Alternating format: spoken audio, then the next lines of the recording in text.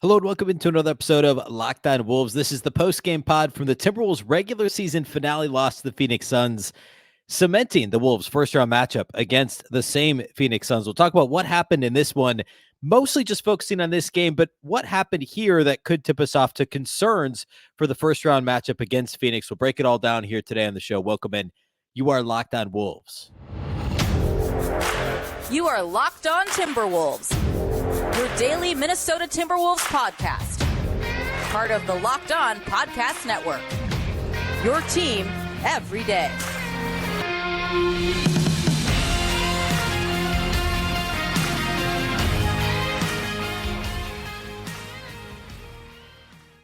Hello and welcome to the Locked On Wolves podcast, part of the Locked On Podcast Network, your team every day. My name is Ben Beecken. I'm the host of Locked On Wolves. Today's episode is brought to you by Monopoly Go. I'll admit it, I have a competitive side, and it's a big fan of Monopoly Go, the mobile hit twist on classic Monopoly. So join your friends and download Monopoly Go now, free on the App Store or Google Play. Happy Monday, everybody. Hopefully you had a fantastic weekend. It is, of course, not a victory Monday after a difficult loss on Sunday to the Phoenix Suns. This is the post-game podcast. We're going to talk all things Wolves Suns from Sunday and focus in mostly on that game specifically. I don't want to get too macro on the matchup, but obviously for the first round of the playoffs, but obviously there are things we can pull from this game because the Wolves are going to face the Suns in 5 or 6 days from right now. In the first round. So obviously there's things we can glean from this that we need to look forward, but we have the whole week to really break down that matchup. We've got 4 more shows between now and when the first round matchup tips off this weekend. So lots to get to today. First of all, a big thank you for making Locked On Wolves your first listen every single day. Of course, this show is free and available everywhere. That includes YouTube as well as all of your favorite audio platforms. Wherever you like to listen to podcasts, you can find Locked On Wolves. You can also watch on the Locked On Sports Minnesota app on both Roku and Amazon Fire TV. And you can follow on X at Locked On T-Wolves and also at Beecken with 2 B's, 2 E's, C-K-E-N. All right. So coming into this game on Sunday, the Timberwolves had already lost to the Suns twice this year. And again, lots of time to unpack this, but the high level is they lost them back in mid-November, a schedule loss, second night of a road back-to-back. After some emotional, wins over the Golden State Warriors. That was that same road trip where they beat them twice. Going to Phoenix, it was like the first game back, I think, for Durant, maybe after an injury. Wolves lost that game, got blown out, were terrible defensively. Okay, that was only their second loss of the season to that point. Then they played them about a week and a half ago, and they had a horrible offensive game. And obviously no Karl-Anthony Towns. And then now Sunday they play them, which, Cat's second game back. The Suns are fully healthy minus, oh my goodness, Eric Gordon. I don't know why I almost said Brandon Knight. Wait, throwback 6 years, right? No Eric Gordon, but otherwise healthy. Cat obviously not 100%, or at least not having the rust knocked off, but there's real stakes in this game, right? And it's in Minnesota. Both teams are playing on essentially 36 hours rest. So it's not, this was the one of the 3 where there wasn't some sort of extenuating circumstance, right? It's also weird. It's the only time the Wolves played the Suns in Minnesota this year. They played them twice on the road, and they were one of the Western Conference opponents the Wolves only saw 3 times. So coming into this game, the Wolves had a real shot. If they had won and the other, I guess granted I guess if they would have won, they would have ended up in second place in the Western Conference. But because they lost, they fell to third in the Western Conference. And that means they get to play the Phoenix Suns in the first round of the playoffs. And like I said, there's a lot to talk about related to that. This game specifically, we'll start here. What happened in this game early was mostly self-inflicted. And obviously we have to credit Phoenix. Phoenix ended up having a pretty good defensive season. They were fairly middle of the pack overall in terms of the year. But for the last 5-6 weeks, they've been one of the top 5, certainly top 10 defenses in all of basketball. And so you have to give some credit to Phoenix. But Minnesota, there were a lot of self-inflicted wounds early in this game.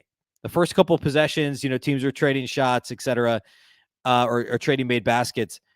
But then the Wolves just started turning the ball over like crazy. And even though Phoenix has been pretty good defensively this year overall, they're bottom 5 in terms of defensive turnover rate. They don't turn opponents over very often. But in this game, Minnesota had 24 turnovers, 11 of which came in the first quarter. 11 turnovers in the first quarter of this game. And somehow they were only down 22, which is a lot of points to be down after one quarter. But given how many times the Wolves turned it over, now Phoenix shot the lights out as well. But again, credit where credit's due. They made shots, and they were also mostly open shots. Like there were a couple, like the very first Durant make, Anthony Edwards was all over his arm. Like not as in not fouling him, but like all over his shooting hand, a perfect contest, and Durant still makes it, right? The size, the length of Durant, and the skill of Durant. Like sometimes you shake their hand, it is what it is. For the most part, it wasn't that type of Durant game. And it wasn't that type of Devin Booker game either. They made open shots, and then Bradley Beal made basically everything he threw at the rim. He literally made all of his threes. He was 6 of 6 outside the arc. But most of Bradley Beal's three-point attempts were open. So this was credit Phoenix for making open shots and for generating open shots, and credit them for taking advantage when the Wolves turned the ball over. But the Timberwolves shot themselves in the foot consistently early in this game. Obviously, with the 11 turnovers in the first quarter, right?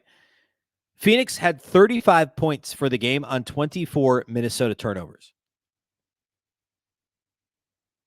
And the Timberwolves had 15 points on 13 Phoenix turnovers. So you could look at it this way. The Wolves were a minus 20 in points off turnovers, a net minus 20. And they lost this game by 19. Now, Phoenix didn't turn the ball over. I mean, they turned over 13 times. Like, that's fine. Like, that's not an outlandish number either direction. The Wolves turned it over an ungodly number of times in this game. If Minnesota just doesn't, and so many of these were unforced too. Again, credit where credit's due. Phoenix was pretty active defensively in this game. They did a really good job of anytime Ant tried to drive a seam, Phoenix threw a body in there. And it was reminiscent of what teams say about how the Wolves play defensively. Like, what was it, the Doc Rivers quote after the Wolves beat Milwaukee earlier this year? How you beat a 7-footer, there's another 7-footer, and like it's just obviously Phoenix doesn't have a bunch of 7-footers, but they have a lot of length, and their defensive activity was impressive in this game. So that was like Phoenix was good there, but Minnesota shot themselves in the foot so often in this game, and also late too. So early it was the turnovers. The Wolves clawed back. They got to within 9 early in the third quarter. It was a 10-point game at halftime. Or excuse me, was it a 10-point game at halftime? No, it was not a 10-point game at halftime. They outscored Phoenix by 9 points in the second quarter. This was a what was it? If I can do math, a 13-point game at halftime. 13-point game at halftime. They did get it to 9 early in the third quarter. But then it became second chance points. It became offensive rebounding for Phoenix. Phoenix had 13 offensive rebounds in this game. The Wolves had 12. But it seemed disproportionately, and I don't have the number directly in front of me how many came in the third quarter, but the third quarter is where it killed the Wolves the most. It hurt them a little early in the fourth as well. But second chance opportunities for Phoenix, which, I mean, that's something they do, right? Yusuf Nurkic is really good at offensive rebounding the basketball. They've got some guys that are active on the offensive glass. And, I mean, he averages like 3 offensive boards per game. I mean, they've also got some role guys like Thaddeus Young, former Timberwolf. He gets on the glass. For his size, he's active, right? So turnovers early in the game, second chance points in the second half, and Phoenix shooting the ball lights out. I want to talk a little bit about Phoenix and what troubles me about what they're able to do offensively. I guess this game, but also more broadly in the context of the first round playoff series. So we'll talk a little bit about that. We'll talk about Wolves rotations, and then we'll get to individual studs and duds. All that is upcoming here next. Today's episode of Locked On Wolves is brought to us by our friends at Game Time.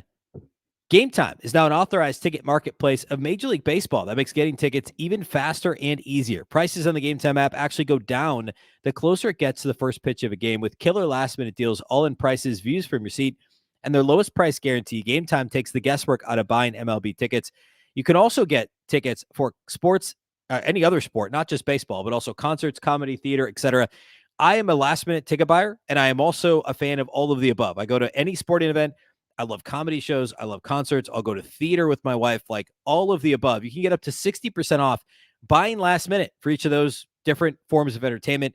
You can also take advantage of flash deals. They have zone deals, all-in pricing, and you can also look at seat views. Get a panoramic view from your seat in the app before you buy. Take the guesswork out of buying tickets with Game Time.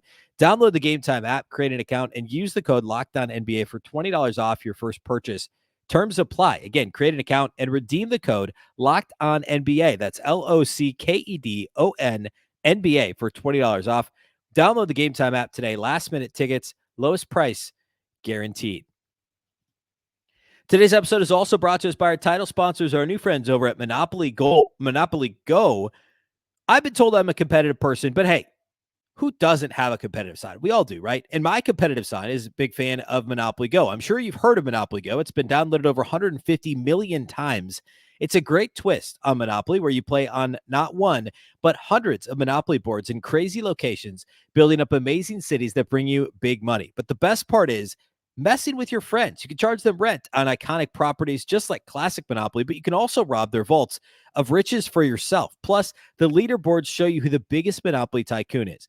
It's not just my competitive side that loves it. You can also team up with friends and people all around the world in time tournaments to win and earn huge rewards. So get in the game and join your friends. Download Monopoly Go now, free on the App Store or Google Play.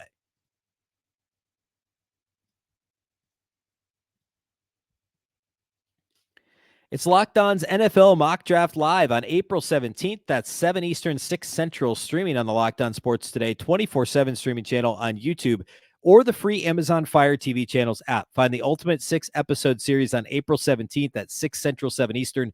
That's this week, by the way, April 17th, to hear who the local Locked On experts are picking for every NFL franchise with live reactions from local college football experts and even the fantasy football angle. The Locked On NFL Mock Draft this Wednesday, April 17th at 6 Central, 7 Eastern, streaming live on Locked On Sports Today, 24/7 streaming channel on YouTube or the free Amazon Fire TV channels app. All right, so we talked already about the Wolves turnover issues early. That was apparent. We talked about the second chance opportunities for Phoenix in the second half. Things that did go well for Minnesota was they were down 22 early, and as many as 24. I think that was early in the second quarter. It was 24 points.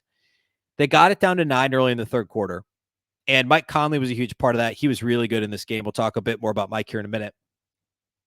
Rudy Gobert was very good, especially in the third quarter of this game.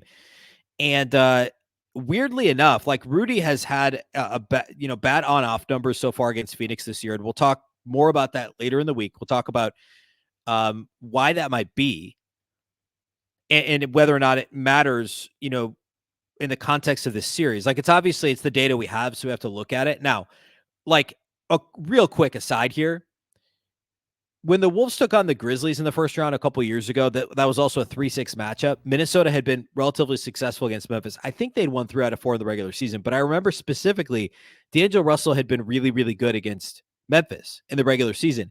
And that was one of the things, like, all the preview podcasts nationally were like, oh, D'Lo kills the Grizzlies. And like, that was a thing.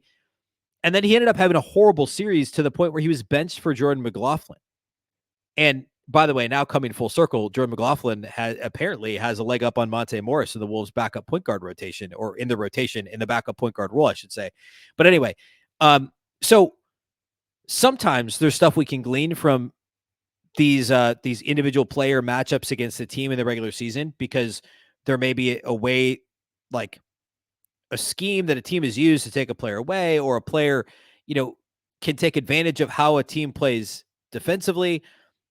That was never really the case with D'Lo, because usually if it's an individual player having success against a certain team, that is more randomness than anything else. Occasionally it's because, like the team gives up a certain number, a lot of corner threes, and they make a lot of corner threes, and like that, whatever.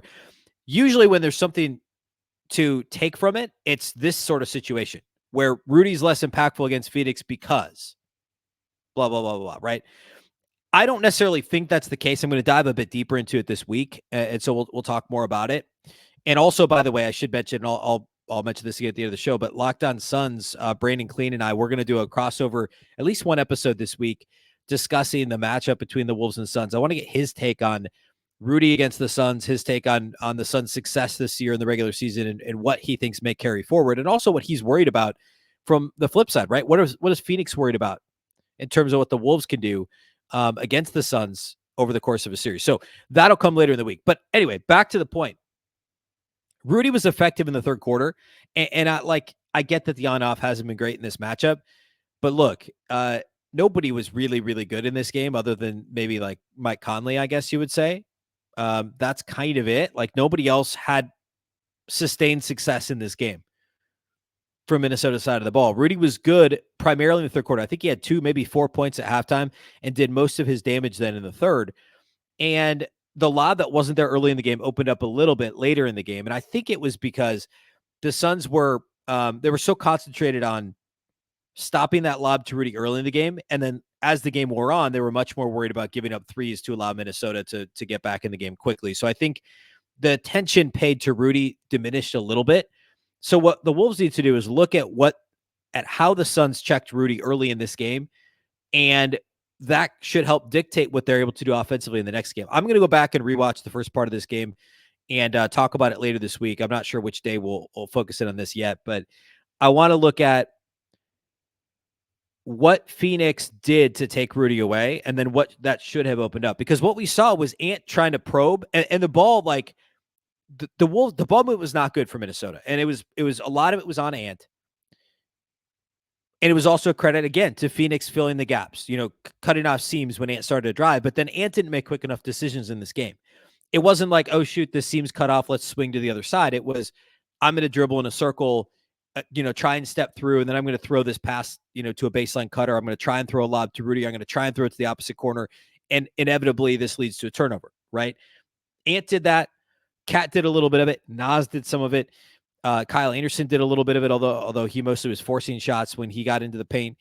It was indecision, and it was activity from Phoenix. 10 of the Wolves' 24 turnovers were a combination of Cat and Anthony Edwards. Cat only played 29 minutes in this game. He turned it over 5 times. So the Wolves' best players simply need to play better. They need to play faster, and they need to make better decisions. And I know that feels like, to some, that may seem contradictory, because a lot of times guys will commit turnovers when they're playing too fast, right? They're trying to go too fast. They're trying to make too much happen at once. But when it comes to Ant, and I would even say Cat, when they play too slow, they turn the ball over. And what I mean by that is when they're indecisive. When it's Cat, if he's indecisive, a double team comes. And I'm talking generally. Phoenix was doing this too early in the game, especially.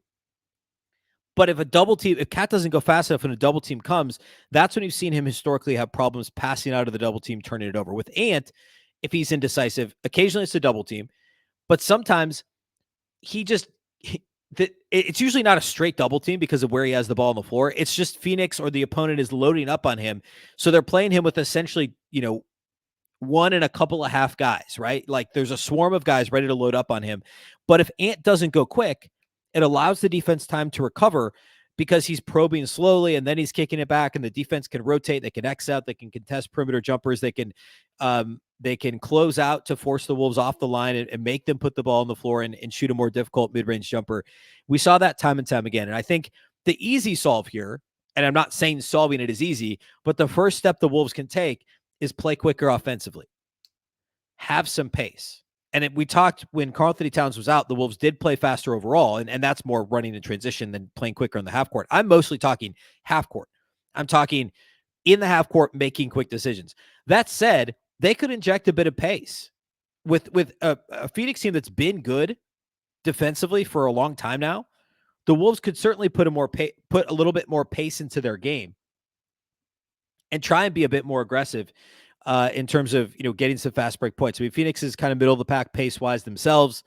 And, a lot of what they do is they don't shoot a ton of threes, right? I mean, Phoenix would rather, like, if they get out in transition, they're trying to get to the bucket, or that's where they're getting their threes, versus in the half court, they just want to get to the mid range, which is one of the reasons I've talked about this being a difficult matchup for Minnesota since the beginning of the year. Phoenix loves mid range jumpers. The Wolves love to give up mid range jumpers. Problem is Phoenix has, Kevin Durant is a historically good mid-range jump shooter. And Devin Booker's been one of the best in the league for years. Bradley Beal has been as well. We'll talk a lot more about that later in this week too. Let's talk individual studs and duds and some final thoughts to kind of tee up the rest of the week as we look ahead to the Wolves-Suns matchup. All that is coming up here next. Today's episode of Locked On Wolves is brought to us by our friends at Prize Picks. Prize Picks is America's #1 fantasy sports app with more than 3 million members.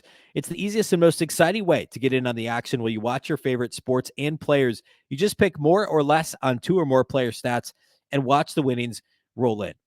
You can get in on the playoff action and win up to 100 times your money on Prize Picks as you and the world's best players take the game to a new level during basketball's postseason. Of course, the play-in starts Tuesday, tomorrow night. Play-in games Tuesday, Wednesday, and Friday, I believe. I think it's Tuesday, Wednesday, Friday for the play-in games. You can win up to 100 times your money on Prize Picks with as little as 4 correct picks. You can turn $10 into $1,000 with basketball, hockey, and college. Well, I guess not college basketball anymore. Basketball, NBA basketball, playoff hockey, and also you have baseball too. Entries today on Prize Picks, America's #1 fantasy sports app. You can play alongside some of Prize Picks' favorite players like Meek Mill and Sugar Sean O'Malley. You can also find community plays under the promo tabs of the app to view entries on some of the biggest names in the Prize Picks community each and every week. Download the app today and use the code LOCKEDONNBA for a first deposit match up to $100. Again, that's code LOCKEDONNBA for a first deposit match up to $100. Prize Picks. Pick more, pick less. It's that easy.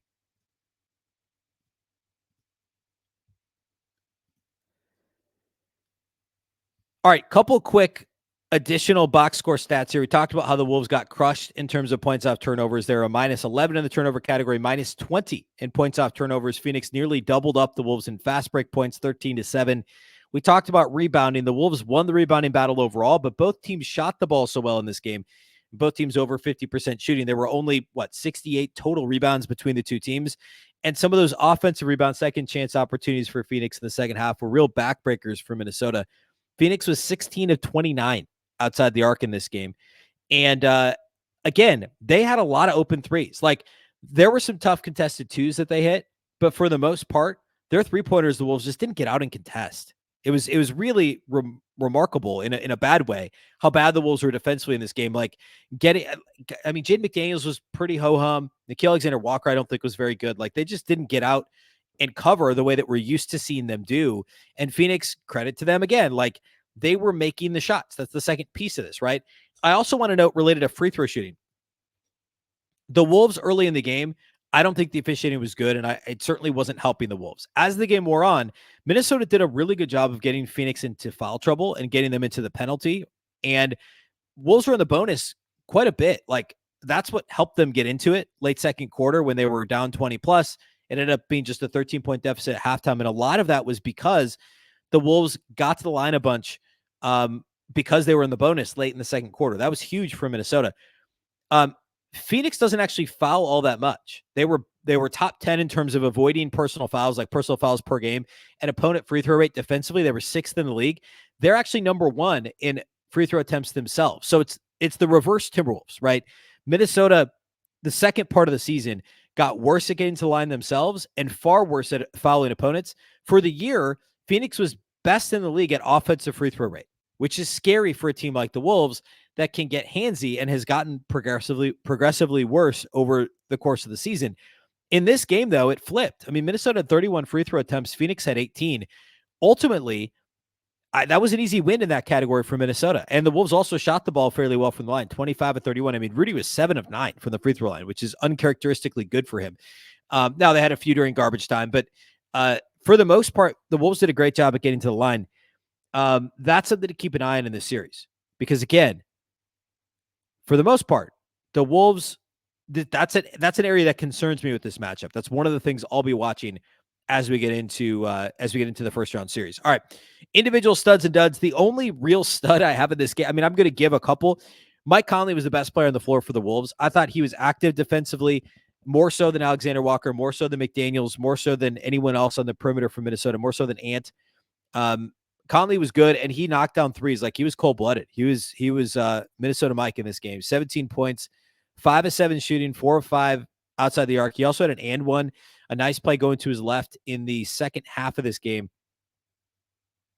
No, second quarter, I think, when they were kind of making that mini run toward the end of the second quarter. Had a nice and one play. He had a couple of blocks in this game, 4 rebounds, 2 assists. He did turn it over 3 times, but they're going to need him to also be active on the glass with all the long rebounds you're going to get with mid-range jumpers and Again, Phoenix doesn't shoot a ton of threes, but and also they didn't miss very many threes in this game. But long rebounds, I think, are going to be a theme of this series. And they're going to need Conley to rebound the ball. I mean, four rebounds in 27 minutes is pretty good for him in this game. But I thought he was one of the main reasons the Wolves hung around for as long as they did before Phoenix pulled away in mid-fourth quarter. I'm also going to give a stud to Rudy Gobert. There were moments that weren't great in the first half. I think the interior defense was spotty at best.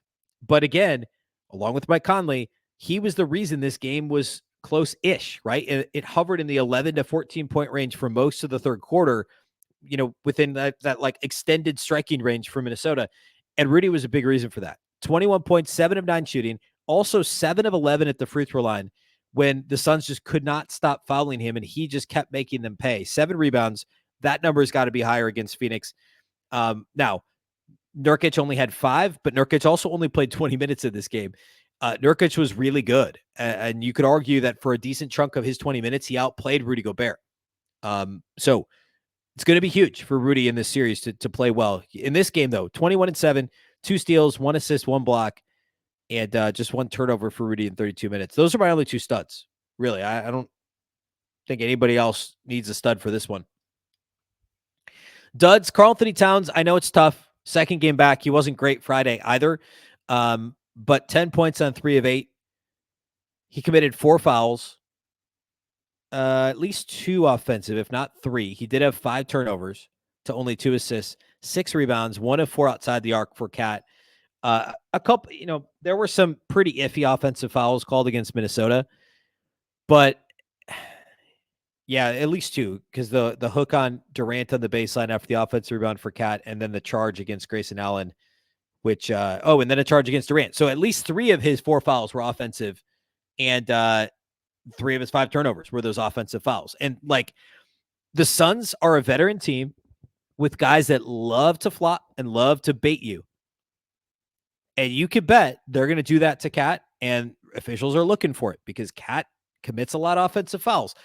And I'll real quickly, this is the self-fulfilling prophecy. We haven't talked about it in a while because Cat's gotten better. He also hasn't played in a while. But are these fouls against Cat? Letter of the law, they probably are. Most, like those 3 fouls, you could argue that those are all fouls. However, how many times per game are how many other players on the floor doing the exact same thing and not getting called for it? It's because Cat has made his own bed and now he's lying in it, right? Like, he has done stuff with flailing his arms and like whatever.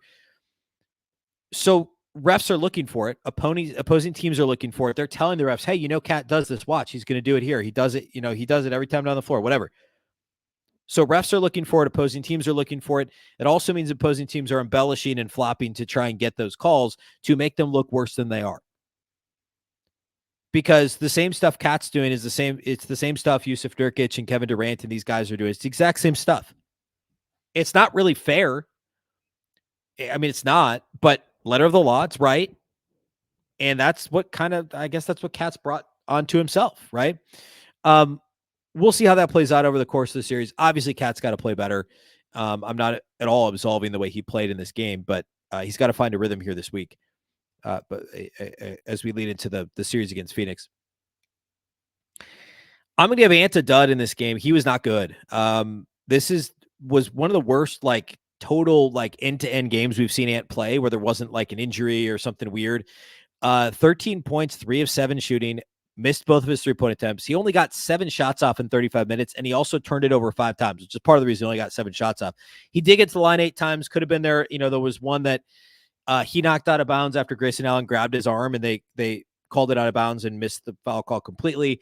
That was the one that stuck out to me. There weren't that many that were, egregious no calls, but there were a couple mixed in there. Certainly, he was a team worst minus 21. Again, 5 turnovers to only 4 assists, 6 rebounds for Ant in this game. And again, got to the line 8 times, which were the good things, but not a good Ant game. He's got to play quicker, make quicker decisions. And if Phoenix is closing those gaps, he's got to make the quick decision to swing it to a teammate or go quick and try and draw a foul, right?